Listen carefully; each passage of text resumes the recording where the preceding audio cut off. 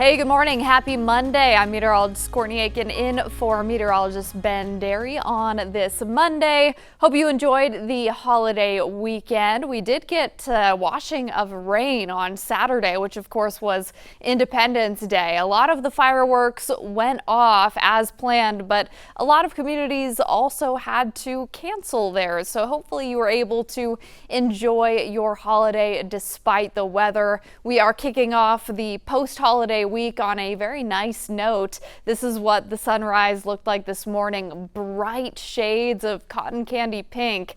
Absolutely loved to see it. That was around 5 o'clock this morning. Sun came up officially at 5:33, and the sunset tonight, there we go. Sunset tonight will be at about 9:02. By the way, we only have 3 more days of 9 o'clock sunsets. The last one is on July 9th. After that, days will very slowly start to get shorter. So sun will start setting earlier and earlier.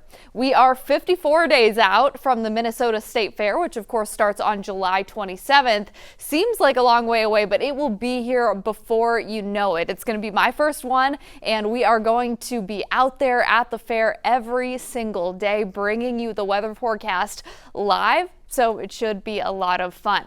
Now, meteorological fall, that starts on September 1st, 57 days away as of this morning. Of course, meteorological fall is not to be confused with the start of calendar fall, which is a little bit later in September. It's usually either the 21st or the 22nd of the month, and we often call that the fall or the autumnal equinox, and it's called equinox because it's nearly equal parts day and night. As we get into the rest of the day, you can expect to see a lot of sunshine. You can see the cloud icons popping in there, but overall you'll see plenty of clear sky today.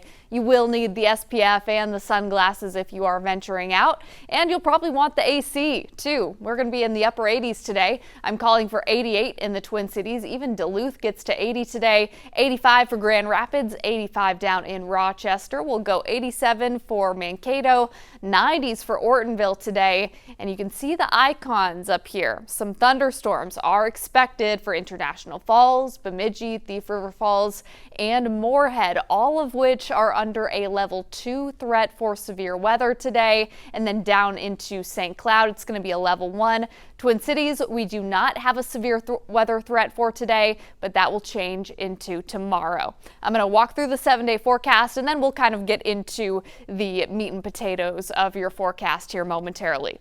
First, here's the 7-day. 88 today, same with tomorrow. The difference is tomorrow night gets active with strong to severe storms and heavy downpours. So not only could we see all modes of severe weather, meaning hail, damaging winds and tornadoes, we also could see some localized flooding. That activity lasts at least through the first half of our Wednesday, and because of all the rain coming down, Wednesday is going to be a few degrees cooler, down to about 86 for a high. Thursday is going to be the coolest day of the week with a high of 82. There could be some rain showers Thursday morning. The rest of the day should be dry. Friday is going to be a nice end to the week with 60s in the morning, 80s in the afternoon. Saturday, bright and sunny. Great day to be outside. Sunday, getting a little bit toasty with highs closer to 90. And it'll also be humid too. Look at that morning low in the upper 60s. So that's how you know it'll be feeling pretty humid. But that's a ways away. Let's focus on this morning. We've had clear skies so far here in the Twin Cities. The closest showers and storm activity is way up to the north in Canada. You can see it up there in Winnipeg. We've had a very quiet morning here locally with dew points in the 60s. So it's felt just fine. Honestly, very comfortable outside. I would say it's actually even more comfortable outside than it is inside. That's why I have the sweater on. I'm not in the backyard as it stands right now, but we'll be back out there at noon. Headed into the afternoon, we've got highs climbing into the upper 80s, 88 should be the warmest that we get today, but with those dew points in the mid to upper 60s, it could feel like lower 90s today. Winds will be light out of the south, and we're going to see some storms on the radar in northwest Minnesota. Those are not expected to impact us here in the metro. Notice how the metro is not included in that severe weather outlook, but if you go northwest on 94, once you get to St. Cloud, you've got that level 1 that's in green, what we call a marginal risk, and the further northwest you go, the higher the risk. It's only a level 2 there in yellow, what we call a slight risk, so it's still relatively on the low end of the severity scale. The severity scale goes all the way up to 5, and seeing a level 4 and 5 is really uncommon. So just that's just a kind of fun fact, but a level 2 is not incredibly high, but it does mean that any storms that will develop will likely strengthen pretty quickly. And we could see those storms out near Thief River Falls as early as the noon hour, firing off there. Then we could see a broken line forming a little bit closer to 5 o'clock. So within this line of storms, heavy downpours and frequent lightning are essentially a given. We also could see damaging wind gusts, think 60, 70 mile per hour winds. That's not out of the question. Also, some pocket change size hail will be possible.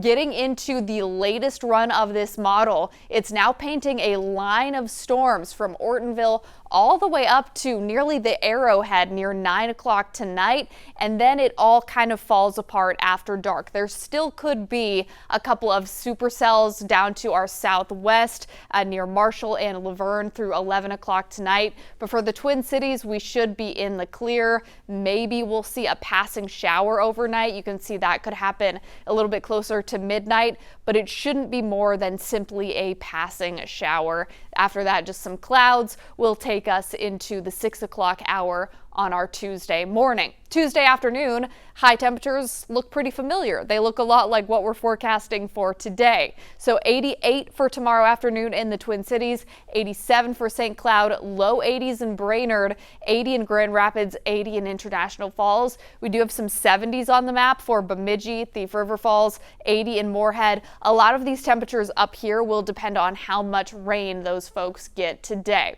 Severe weather outlook for tomorrow does include us here in the Twin Cities.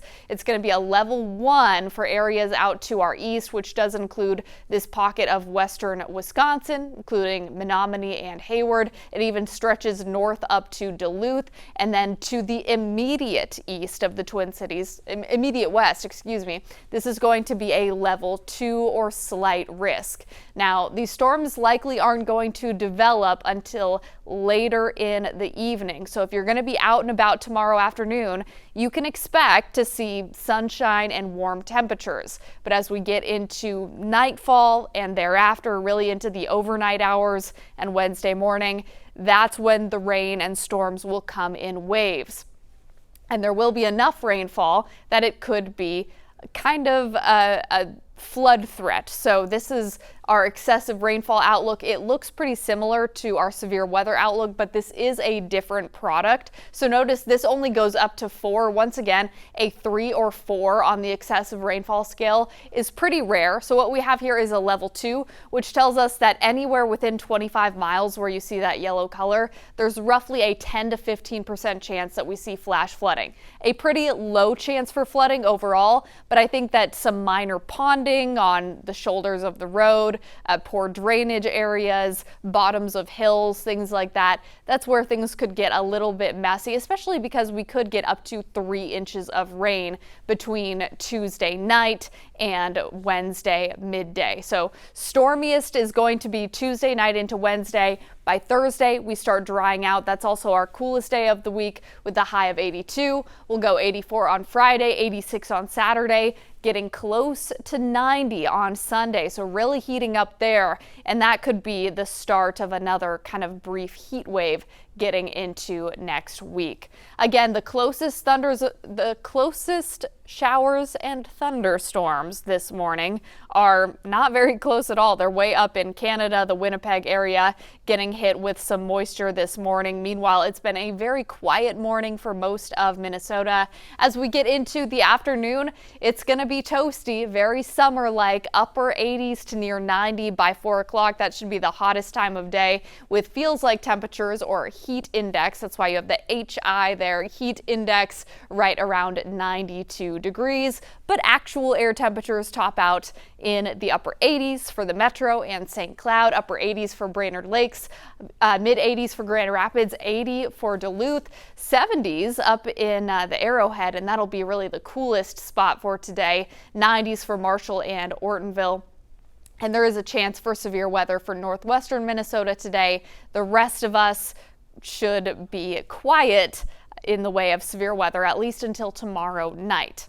Tonight, temperatures dip into the 60s. There's a chance for a passing shower right around midnight tonight, but it shouldn't be more than just a passing shower. Tomorrow is when we see the stormy activity, but it doesn't happen until late. Tomorrow afternoon is going to be a lot like this afternoon, with heat and humidity highs in the upper 80s, feels like temperatures in the low 90s, but after dark, we have to be weather aware. Make sure that you have multiple ways to get weather alerts. The Kare 11 app is a great place to start. So heavy rain and strong storms move in late tomorrow night into most of your Wednesday.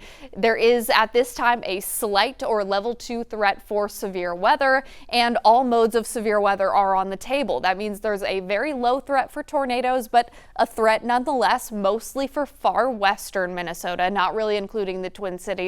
But for the Twin Cities, we do have the threat for some hail and damaging winds, not to mention rainfall totals could reach up to 3 inches. It really just all depends on where the boundary sets up and how quickly the storms move, because if they move slowly, that means that there's a greater threat for flooding. Let's look at the microcast. This is tomorrow afternoon, 4:40. Not a lot going on. So if you get to tomorrow afternoon and you think, what the heck was she talking about? It's still dry. Keep in mind that the storms are not expected to move in until later in the evening. Here's 10 o'clock tomorrow night. We're still quiet here in the Metro, but it's getting very active out to the west. Ortonville, Alexandria getting hit with some heavy rain storms. Even Duluth may see some activity overnight tomorrow night. The Twin Cities, it's going to be spotty, but there will be heavy rain and strong storms in the area. Here's 7 o'clock on Wednesday morning, showing that scattered storm activity, and then additional waves of that through about lunchtime on your Wednesday. We finally start to dry out Wednesday night. So not just tomorrow, but into Wednesday, chances for severe weather will continue. It's a level 2 in yellow, a level 1 here in green, which it kind of splits the Twin Cities metro in half, right? Because to the west, it's a level 2, and to the east, it is a level 1. I do want to point out that the Twins play at home tomorrow night. I think they'll probably be good to play without any delays or any issues. But as we approach the 9 o'clock hour, if the storms are moving a little bit quicker or a little bit ahead of schedule, we could see some activity moving into the metro. So that's something to be aware of if you have tickets tomorrow night or are planning to head downtown or just have any plans outdoors tomorrow evening. If you're planning on getting tickets, first pitch is going to be at 6:40 in the evening. Here is your 7-day again. 88 today, 88 tomorrow. Don't expect to see the storms tomorrow afternoon. They're not going to move in until later in the evening, and when they do, they definitely will pack a punch with that heavy rain and the potential for severe weather.